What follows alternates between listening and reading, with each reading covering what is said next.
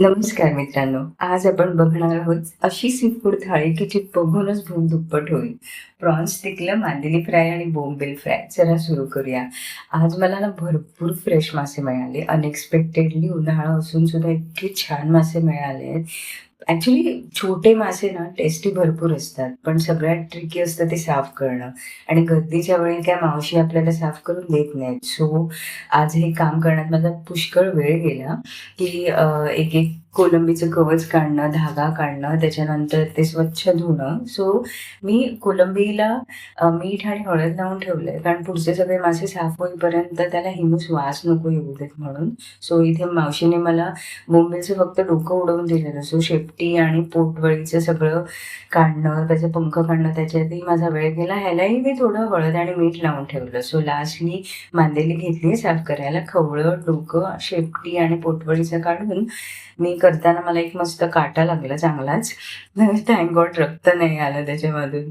So अशा प्रकारे मांदेली माझी साफ झाली. पण माझं एक ना हॅबिट आहे, की मासे किंवा चिकन काही साफ करून झालं ना, की मी ना ते सगळा कचरा एका घट्ट पिशवीमध्ये बांधून ठेवते, म्हणजे त्याचा वास येत नाही आणि स्वच्छ सिंक पण साफ करून घेते.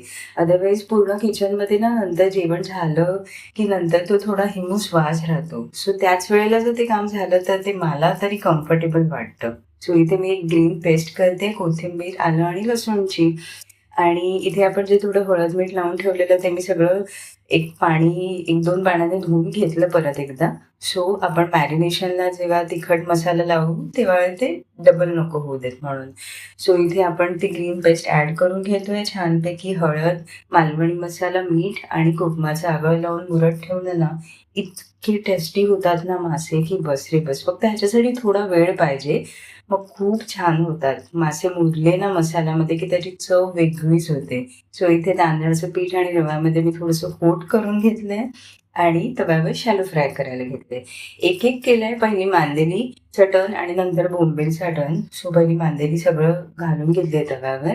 सायमल्टेनियसली साईडला कढई ठेवून मी कांदा परतून घेतलेला आणि आता उरलेल्या तेलामध्ये मी कोलंबी स्टर करून घेते. सो जशी थोडीशी फुलते तसं मी त्याच्यामध्ये कोथिंबीरची आपली जी ॲडिशनल पेस्ट आहे ती ॲड करून घेतली. थोडा वेळ अर्धा तास झाकण ठेवून मस्त शिजलंय आणि तिखट खूप, खूप, खूप टेम्प्टिंग झालंय. सिरियसली तुम्ही ट्राय करा, करून बघा. तुम्हालाही नक्की आवडेल. खूप सिंपल आहे. अशा प्रकारे सगळे मासे तळून झालेत माझे आणि प्लेटिंग टाईम भात, मासे, पिकलं, आमटी. खूप छान झालंय जेवण. भेटूया नेक्स्ट व्हिडिओमध्ये. बाय.